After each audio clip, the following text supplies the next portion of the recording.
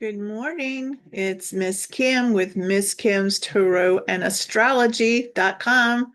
I have changed the name since I've decided to stop doing the tea rooms and just have events occasionally. So it's going to be Miss Kim's Tarot and Astrology.com. Today is Thursday, July 23rd, 2026, and it's 9:26 a.m. And I am celebrating my little Chihuahua's birthday that has passed on. I always think of Paco on this day because he gave me a lot of joy. So happy heavenly birthday, Paco Logan.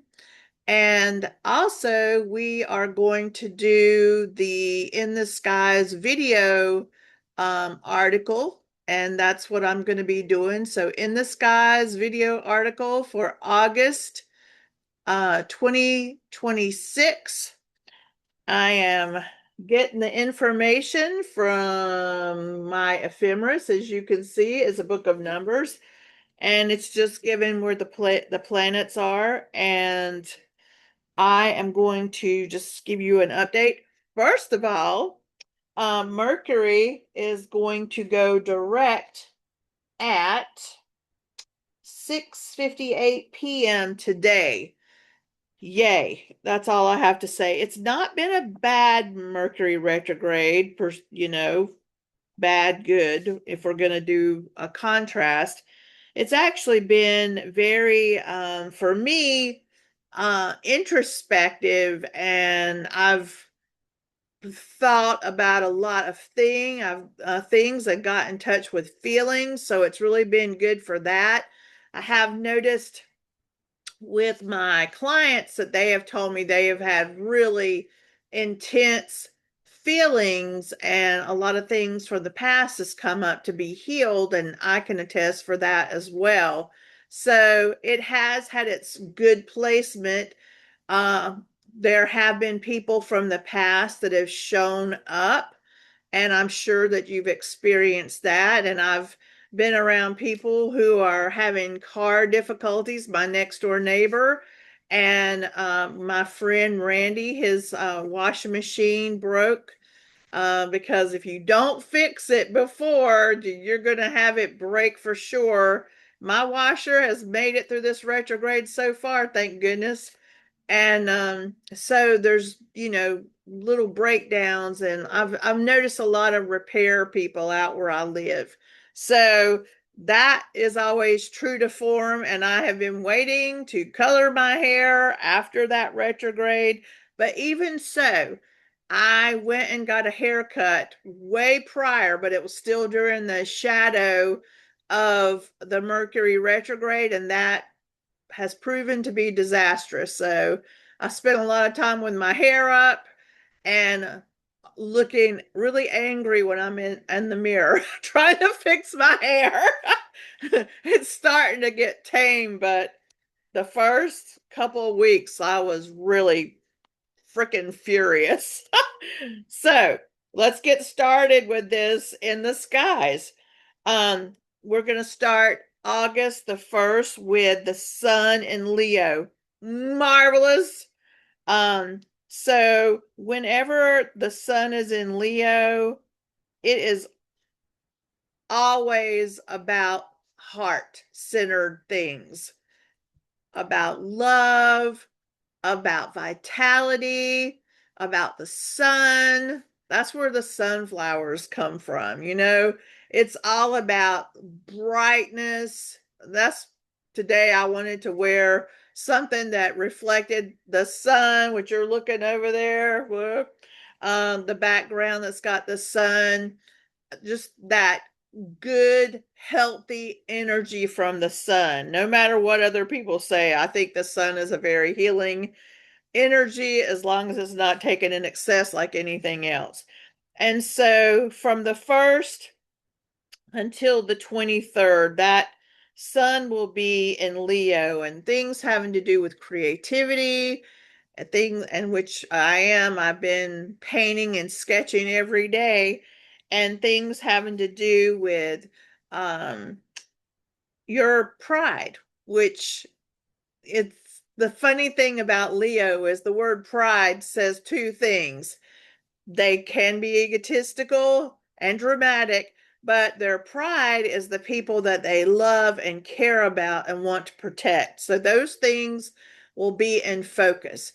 Children, uh, family relationships, friendships, gathering, gambling on things, and speculation that you normally might, in a sober mind, not do, but they usually you land on your feet and it goes right. So this is good stuff. And then the 24th till the end of the month, which we have 31 days in August, will be in Virgo. That's when we get a little bit more cautious, a little bit more meticulous, a little bit more detailed, filling in the blanks. Leo is all about bright, the sun, the big picture. And Virgo is about being meticulous, keeping a perfect set of records, not deviating from what is right and wrong.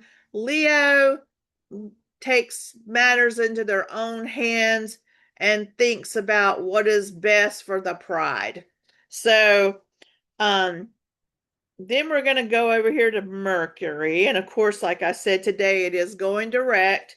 And it's going to take about 2 weeks for that shadow from the other side to pass over. So I am taking a calculated risk with the hair thing, but let the chips fall where they may.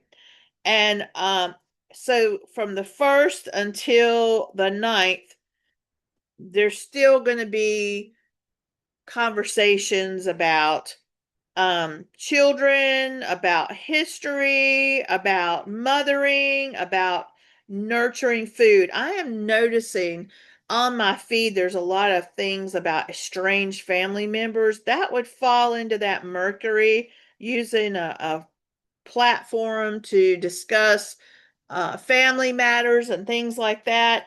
And then that Mercury is going to go from into Leo around the 10th of August until the 26th. So there you're going to have a good time with your friends, and but things could get dramatic, and things could get, although you're at a gathering that's fun, then there's going to be some egos there, so that there might be some little back and forth kind of drama. So just be aware of that. And then um, we're looking at around the 26th to the end of the month, the 31st. You're going to probably have some communication trying to clarify things that you're doing or not doing. And that way, or there can be more interest in things having to do with health, small animals. Um, Let me think what else. Work, day-to-day work, not your career, but things that you do daily that are your routines. And, little detailed things that just kind of crop back up that you're going to take care of. So we're going to be all over the place mentally that this coming month. We'll go from family and history and food to having a good time and a little bit of drama. Then we're going to get meticulous. And then the love quotient. So at the start of August, Venus is going to be in Virgo up until the 6th of August. And that's a very careful Venus. It's very monogamous. It appreciates the little things that you do for it. It appreciates your service that you do to make the person's life better. Like something's been broke for a long time and you've been saying, can you please fix this? And it just doesn't happen. Well, you do that and this person's face just lights up. I am a service oriented person. So when people do things in service to me, I really like that. I appreciate that because there's certain things I cannot do because I just don't have that ability. And so that has always been very important to me. And then we're going to have around the 7th of August the shift that Venus goes into its own sweet sign of Libra and it'll stay there all month. It is such a good time for love relationships, um, to really be able to smooth things out if there's been difficulties. And in spite of what the Mercury's doing with its mouth and messages going back and forth, in the end, this Venus can smooth the way not only in romantic relationships with justice.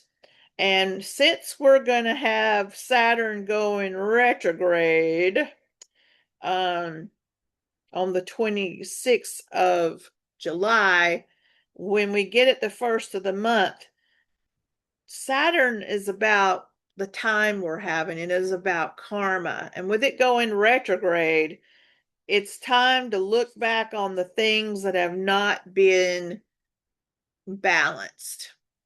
So karma keeps a perfect set of records. And if you've been doing something that's been selfish or self absorbed or hurtful or using anger, sometimes people will use anger, trying to be honest, and what they're really doing is being hurtful to other people because they have rage inside of them.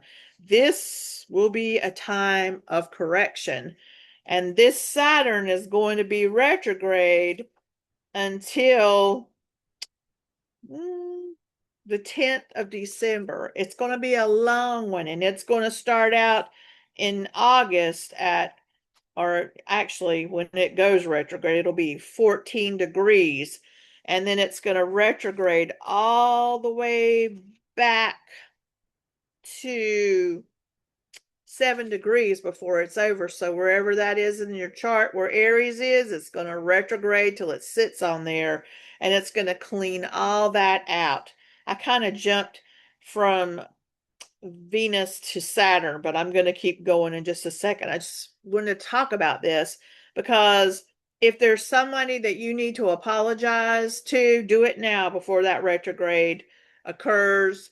If there's something wrong that you need to make right, you need to do it. As you know, it would be best if you did it before the retrograde, because if you don't, it's going to make its way into your life as a lesson. So the universe keeps a perfect set of records. That's what I was trying to say. So we're going to move forward and finish talking about Venus, which is basically we're going to be trying to get in a loving space at this time. That's what this is going to be about, is being in a loving space. Use that to help yourself, and to fix things that are almost broken or broken. This is your time.